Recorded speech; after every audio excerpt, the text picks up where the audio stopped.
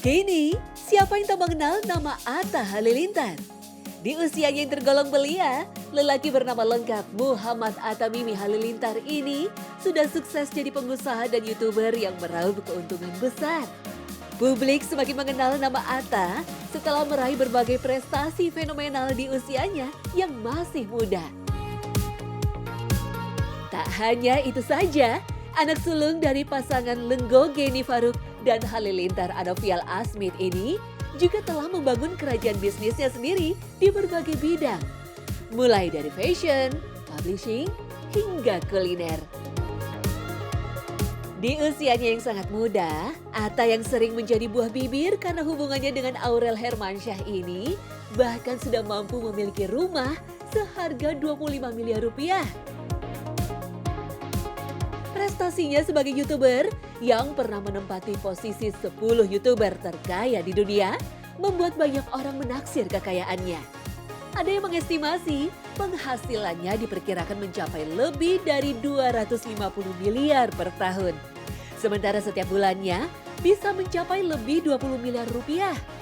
Atta sendiri memang sempat menyebut angka-angka itu berlebihan dan meminta agar orang jangan terlalu percaya dengan pihak-pihak yang memperkirakan angka-angka kekayaannya.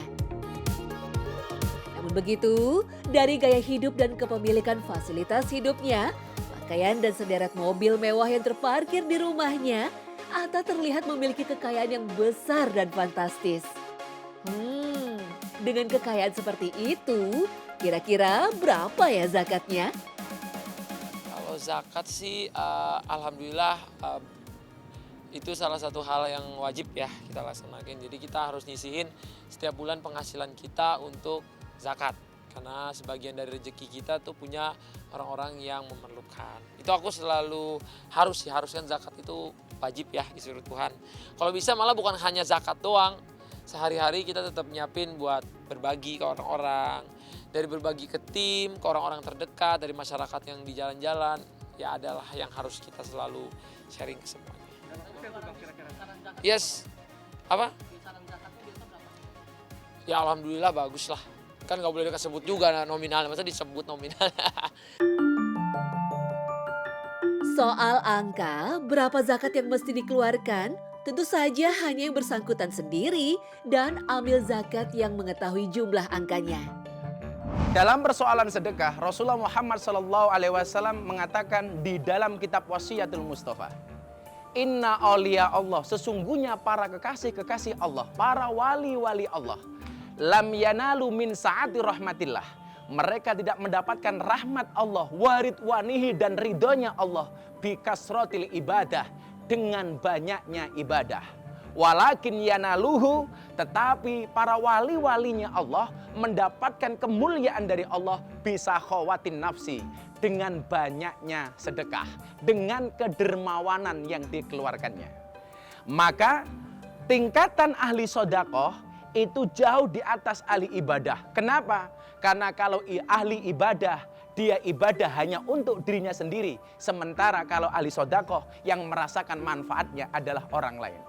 Maka ketika Anda bersodakoh, jangan khawatir, jangan takut menjadi miskin. Orang sodakoh itu seperti orang khitan.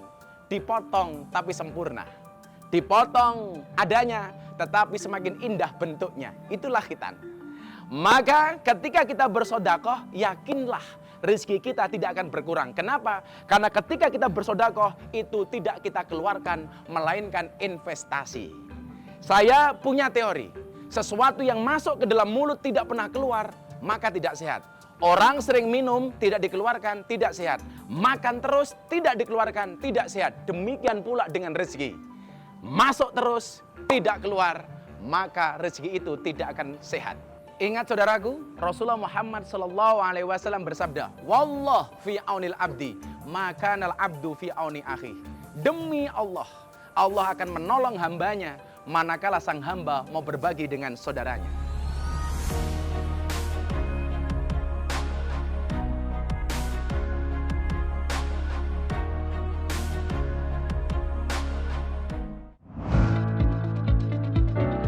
Sebagai seorang muslim, tentu siapapun dia yang memiliki harta besar jika telah sampai batas waktu yang ditentukan, mempunyai kewajiban zakat atau zakat harta sebesar 2,5%. Yaitu ketika aset atau hartanya telah mencapai nisab atau ukuran setara dengan 85 gram emas yang dia miliki selama setahun. Bukan sekedar berbagi dan bukan sekedar sedekah, tapi kewajiban agama yang status kewajibannya sama dengan kewajiban sholat dan puasa. Allah Subhanahu wa Ta'ala telah mengancam dengan ancaman yang keras bagi orang yang tidak mau mengeluarkan zakatnya, sementara dia sudah memenuhi syarat untuk mengeluarkan zakatnya. Sekali-kali janganlah orang-orang yang bakhil dengan harta yang Allah berikan kepada mereka dari karunia-Nya menyangka bahwa kebakhilan itu baik bagi mereka. Sebenarnya kebakhilan itu adalah buruk bagi mereka. Harta yang mereka bakhilkan itu akan dikalungkan di lehernya kelak pada hari kiamat. Dan kepunyaan Allah lah segala warisan yang ada di langit dan di bumi. Dan Allah mengetahui apa yang kamu kerjakan. Quran Surah Ali Imran ayat 180. Ancaman Allah Subhanahu wa Ta'ala terhadap orang yang tidak pelit dengan hartanya dengan tidak mengeluarkan zakat ini dipertegas oleh Rasul Shallallahu Alaihi Wasallam dalam sabdanya, barang siapa diberi harta oleh Allah lalu dia tidak menunaikan zakatnya, pada hari kiamat hartanya dijadikan untuknya menjadi seekor ular jantan akro yang kulit kepalanya rontok karena di kepalanya terkumpul banyak racun yang berbusa dua sudut mulutnya. Ular itu dikalungkan di lehernya pada hari kiamat. Ular itu memegang dengan kedua sudut mulutnya, lalu ular itu berkata, "Saya adalah hartamu, saya adalah simpananmu." Hadis riwayat Bukhari. Maka zakat termasuk tiang agama. Jika umat muslim tidak mau mengeluarkan zakat mal, padahal sudah memenuhi ketentuan syariat, sama saja ia meruntuhkan tiang agama. Itulah mengapa dulu ketika banyak kaum muslim tidak mau menunaikan zakat setelah Rasulullah wafat, Khalifah Abu Bakar radhiyallahu anhu memaklumkan perang pada mereka dengan alasan orang yang tidak membayar zakat berarti telah meruntuhkan salah satu tiang agama. Nah, Bang Atta, pasti sudah tahulah berapa angka-angka yang mesti dikeluarkan dari hartanya yang sudah mencapai ukuran minimalnya dalam 1 tahun. Apa yang telah diraih Atta Halilintar, kesuksesan, ketenaran, dan gelimang harta bukan diraih dengan mudah. Semuanya diraih dengan susah payah dari nol. Di usianya yang masih belia, Atta sudah membantu keluarganya dengan berjualan makanan dan mainan di sekolahnya. Terdidik di lapangan, Atta semakin tangguh dan jiwa bisnisnya terasah. Hingga saat ia menggeluti jual beli handphone dengan cara-cara yang kreatif, Atta mulai mendapatkan penghasilan yang besar. Di usianya yang ke-13 tahun, hasil usaha Atta sebulan mencapai omset 1 miliar pertamanya.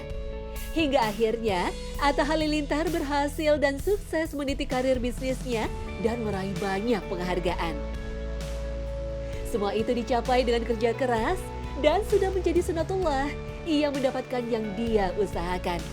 Allah Subhanahu wa Ta'ala berfirman, "Dan katakanlah, bekerjalah kamu, maka Allah dan Rasul-Nya serta orang-orang mukmin akan melihat pekerjaanmu itu.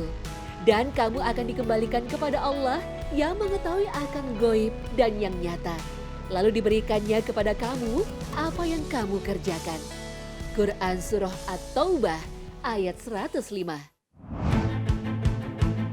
Ayat ini perintah untuk bekerja dan Allah pasti membalas semua apa yang telah kita kerjakan. Yang paling unik dalam ayat ini adalah penegasan Allah bahwa motivasi atau niat bekerja itu mestilah benar. Sebab kalau motivasi bekerja tidak benar, Allah akan membalas dengan cara memberi azab. Sebaliknya, kalau motivasi itu benar, maka Allah akan membalas